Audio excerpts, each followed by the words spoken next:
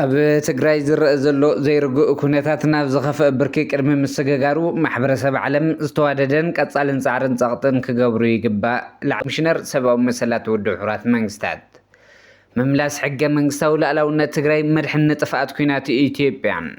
ምጉዓዝ ኣጽዋር ብልጽግና ምድላው ንሰፊሕ ኩናት ዶ ወይስ ምልክት ክቱር ራዕዲ ወይስ ምንቅስቓስ ንተህዲድ ኣእዳው ምጥምዛዝን ኢትዮጵያ ዋጋ ክትከፍል እያ ትብል ሱዳን ፋኖ ኣምሓራ ኣብ ልዕሊ ጎንደርን ጎጃምን ዝዓረደ ሰራዊት ብልጽግና መጥቃዕታት ፈንዮሎም ኣብ መወዳእታ ዜናና እስራኤል ንኢራን ክተጥቃዕ ምዃና ኣፍሊጣ ኣብ ኩሉ ኩርናዓት ዓለም እትርከቡ ተኸታተልቲ መደብና ዜናታት ዝዕለት በርእስተ ዜና ፈሊምና ሕዚ ድማ ናብ ዝርዝሮም ክነስግረኩም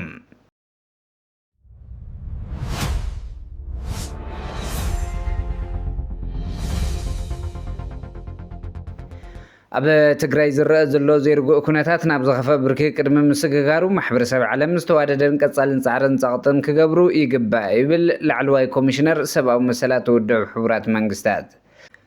ላዕለዋይ ኮሚሽነር ውድብ ሕቡራት መንግስታት ቮልከር ተርክ ትማሊ ሰሉስ ኣብ ዘውፅዎ መግለጺ ኣብዚ እዋን ኣብ ትግራይ ዝረአ ዘሎ ዘይተረጋግአ ኩነታት ቅድሚ ምድንጓዩ እቲ ወጥሪ ናብ ዝኸፍአ ብርኪ ቅድሚ ምስግጋሩን ማሕበረሰብ ዓለም ዝተዋደደን ቀጻልን ጻዕርን ጸቕጥን ክገብር ተላብዮም ዘሎ ጸገም ብዘተን ምርድዳእ ንኽፍታሕ እምበር ዳግማይ ናብ ዕጥቃዊ ጎነፅ ምእታው ሳዕቤናቱን ንምግማት ደድን ከቢድ ኩነታት ዝፈጥርን ንዘሎ ሰብኣዊ ቁልውላዊ ከጋድድ ዝኽእል ሳዕቤን ከም ዘለዎ ጠንቂቖም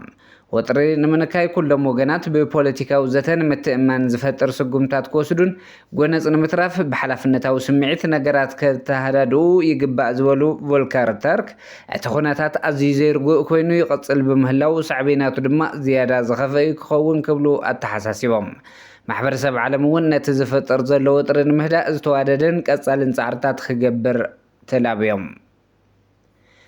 مملاس حق منغستاو لاعلاውነት ትግራይ መድሕን ንጥፍኣት ኩናት ኢትዮጵያ ብመሰረት ሕገ መንግስቲ ኢትዮጵያ ግዛት ትግራይ ዝኾነ ዞባ ምዕራብ ብሓይሊ ካብ ነበር መምሕዳሩ ተመንጢሉ ኣብ ትሕቲ ወረርቲ ወዲቑ ግዜ ይነጉደሎ ነቲ ኣዕናዊ ኩናት ትግራይ ስዒቡ ምዕራብ ትግራይ ኣብ ኢዱ ወታደራዊ ሓይሊ ምክልኻል ዘይኮነ ናትና ዝብል ስኑዕ ሞጎት ብዘቕርቡ ወረርቲ ሓይልታት ኣምሓራ ተወሲዱ ከም ዘሎ ንኣዲስ ስታንዳርድ ሓዊሱ ብዙሓት ኣህጉራውያን ዓለም ለኻውያን ሚድያታት እናጸብጸቦየን ትማሊ ኣብ ኣዲስ ስታንዳርድ ንኣባል ጽላል ሲቪል ማሕበረሰብ ምዕራብ ትግራይ ኣይተ ገብረ ሚካኤል ነጋሽ ተወኪሱ ኣብ ዘውፅኦ ሓበሬታ ምዕራብ ትግራይ ብሓይሊ ካብ መረበት ምምንዝዑን ፌደራላዊ ኣቃውማ ዝሃገር ኣብ ሓደጋ ኣትይዎ ከም ዘሎ ጸብጺቡ እቲ ማዕኸን ሓበሬታ ወሲኹ ብሰንኪ ዝተኻየደ ኩናት ጽንተት ኣብ ተኸባቢ ዝነብሩ ተጋሩ ኣድዳ ዝራኡ ጨፍጨፍ ምዃኖም ከያክል ህይወቶም ከድሕኑ ዝተመዛበሉን ዝተሰደዱን ተጋሩ መረበቶም ኣብ ትሕቲ ግፍዓዊ ንወርቲ ወዲቑ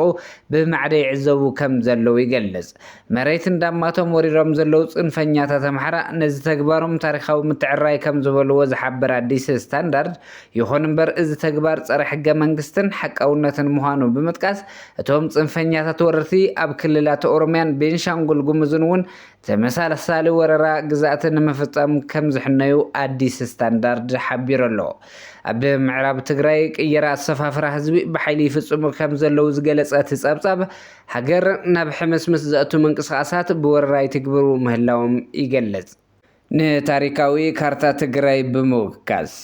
ምዕራብ ትግራይ ካብ 1607 ክሳብ 1967 ብፈረንጂ ግዛት ትግራይ ምንባሩ ዝጠቐሰ ኣዲስ ስታንዳርድ ይኹን እምበር ኣብ ትሕቲ መንነት ብሄራዊ ዘይቕበሉ ጨፍለቕቲ ንጉሳውያን ወታደራውያን መራሕቲ ኢትዮጵያ ንውስን እዋናት ካብ ትግራይ ወፂኡ ምንባሩ ይዘኻኽር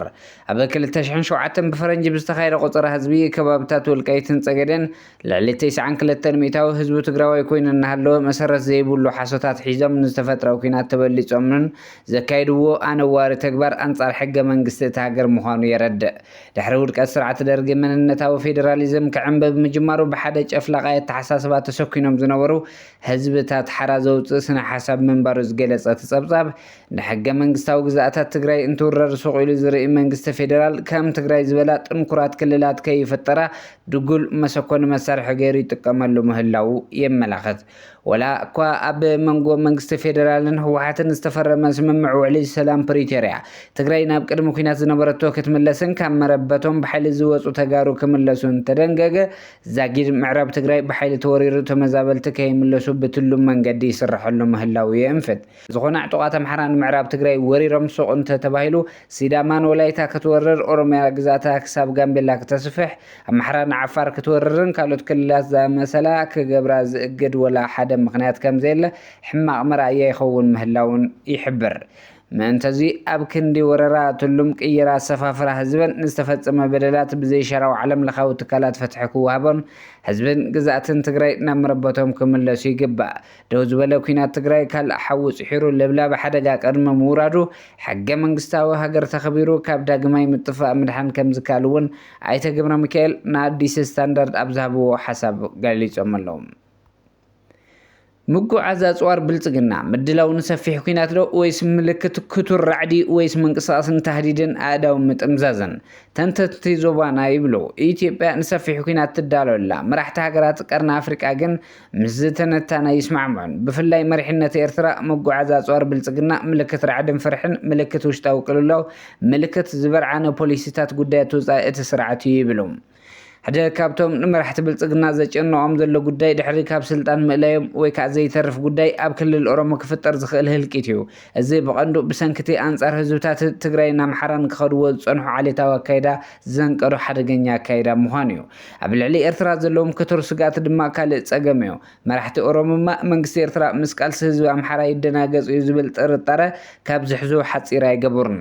ድሕርቲ ምስ ህዝቢ ትግራይ ተፈጢሩ ዘሎ ሰናይ ናይ ሰላም ጉዕዞ መራሕቲ ኦሮሞማ ኣብ ከቢድ ራዕዲ ከም ዝኣተው ዝግለጽ እቲ ሳልሳይ ቀንድን ፀገም መራሕቲ ኦሮሞማ ኣብ ዞባ ቀርና ኣፍሪቃ ዞባ ናይልን ሒዞሞ ፀውንሑ ካልእ መንሽሮ እዩ ድሕርቲ ኣብቲ ኤምቢዜድ ተዓሲቦም ንኣርኤስኤፍ ንምዕጣቕ ዝኸድዎ ነዊሕ ርሕቀት ግብፂ ምስ ሰራዊት ሱዳን ክትስለፍ ስሒቡ ጥራሕ ዘይኮነ ጽባሕ ደቂሳ ካብ ዘይተሓድረሎም ዓበይቲ ምልክታት እዮም ኣብ መደምደምታ ስርዓት ብልጽግና ካብ ውሑስ ሃዲድ እንደልሂፁ ናብ ደገ ይጸድፍ ምህላው ዳርጋ ብዙሓት ተንተንቲ ዞባ ቀርና ኣፍሪቃ ዝስማዕምዑሉ ጉዳይ እዩ ብፍላይ ካብ ድሕሪ 2023 ብልጽግና ነቶም ኣብ ኩናት ትግራይ ቀንዲ ሃንደስቲ ናይ ጎንፂ ዝነበሩ ጌታቸው ረዳ ሌትናንት ጀነራል ጻድቃን ገብረትንሳኤን ካልኦት ጀነራላት ትግራይ ነበር ከም ኣማኻርቱ ኣብ ዘምፅነ ድሓር መንገዲ ስሒቱ ናብ ደንደስ ጥፋት ክገምጆ ምጽንሑ ፀሓይ ዝወቕዖ ሓቂ ኮይኑ ኣሎ እምበር መጉራት ኣጽዋር ብልጽግና ምድላው ንሰፊሕ ወይስ ምልክት ክቱር ራዕዲ ወይስ መንቀሳቀስን ተህዲድ ኣዳው ምጥምዛዝን ዝብል ሕቶ ብልጽግና ኣብ ከቢድ ራዕድን ዝነበረ ብህዝቢ ዝተፈንፈነ ኣብ ዞባ ቀርና ኣፍሪቃ እውን ንጹል ስርዓት ምስ ምዃኑ ንሕማቕ እዋን ዝኾነ ኣጽዋርን ዕሱብ ሰራዊትን ከተኣኻኽብ ግድን ኮይኑዎ ኣሎ ኢትዮጵያ ዋጋ ክትከፍል እያ ምሁራት ሱዳን ኣብ ክልል ቤንሻንጉል ጉሙዝ መሰልጠኒ ካምፕ ወታደራት አርኤስኤፍ ምህላው ሮይተርስ በመረዳእታ ረጋጊጹ ኣሎ ኢትዮጵያ ኣብ ውግእ ሱዳን በቀጥታ ከም ዝተሳተፈት በመረዳእታ ዝቀረበ ፈላማይ ጸብጻብ እዩ ካብ ሳተላይት ዝተረኸበ ምስሊ ላዕለዎት ሰበስልጣን ኢትዮጵያ ኣባላት ድሕንነት ብልጽግና ዲፕሎማስኛታት ዝተረኸበ መረዳእታ ዘረጋግጾ መጽናዕቲ እዩ ካብ ደቡብ ሱዳን 25 ኪሎ ሜትሮ ዝተሰርሐ ናቁጣ በቀጥታ ብጌታቸው ጉዲና ከም ዝምራሕ ሮይተርስ ኣቃሊዑ ኣሎ ኢትዮጵያ መሬትን ሓይሊ ሰብን ብምሃብያ ትሳተፍ ዘላ መዕረፎ ነፈርቲ ኣሰሳ መንኮብኮቢ ድሮን ተሃኒጹሉ ካብኡ ዝብገሳ ድሮናት ዓረብ ኢሚራት ኣብ መሬት ሱዳን ደብዳብ ከም ዝፍጽማ እውን ብመጽናዕቲ ተረጋጊጹ እዩ ዝተረፈ ኢሚራት ዓረብያ ትውግኖ ይብል እቲ ጸብጻብ ቀልቢ ዓለም ለኸ ሚድያታት ሎሚ ኣብዚ ይውዕሉ ሱዳናውያን ብዝተፈላለየ ሚድያታት ዓረብ ቁጥዖም ይገልጹ ኣለዉ ኢትዮጵያ ዋጋ ክትከፍል እያ ኤሊት ሱዳናውያን የጠንቅቑ ካልእ ድማ መንግስቲ ኢትዮጵያ ነቲ ወታደራዊ ማእኸል ብቁልጡፍ ክትዓጹ ኣተሓሳሲቡ እዩ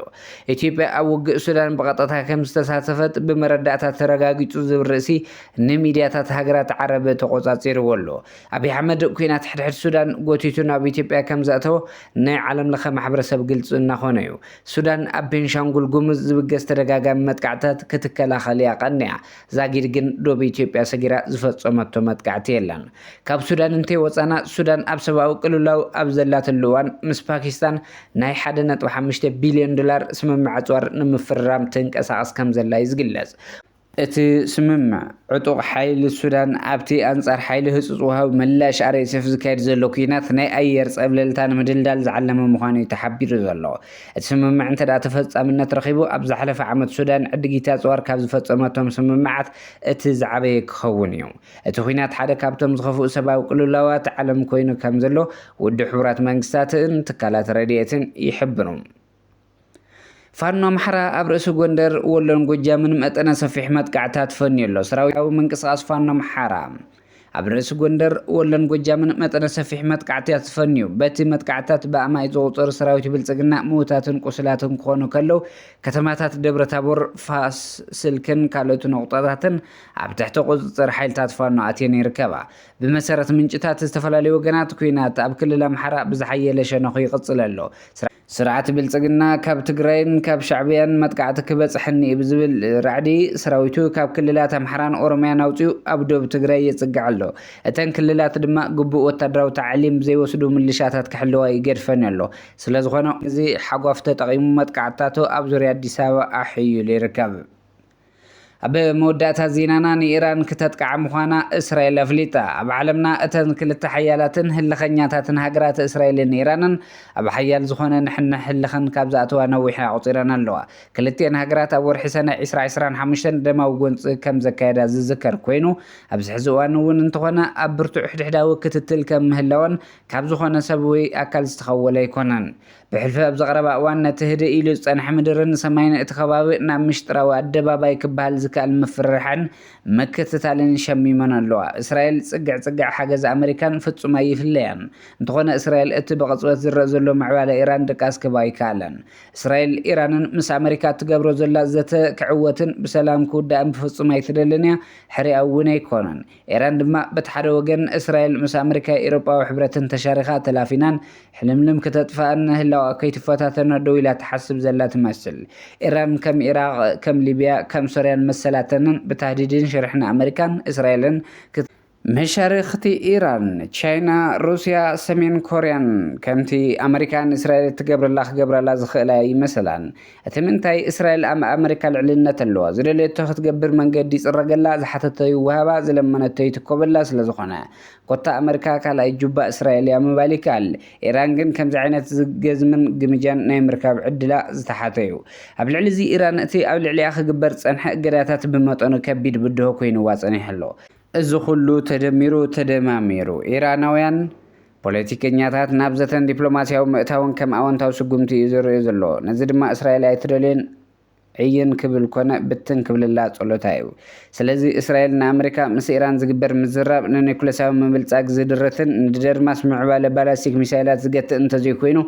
ንበይነ ኣብ ልዕሊ ኢራን ስጉምቲ ክወስድ በይነይ ትካላት ንምዕናው ክዋፈር ብማል ሓውሲ ምሕፀንታ ምፍርራሕን ትገብር ኣላ። እምበር ከስ ክቡራት ተኸታተልቲ መደብና ዜናታት ዝዕለት ኣብዚ ከም ቤትና ሰስተናይ ንዓኹም ሰላም ንዓኽ ትግራይ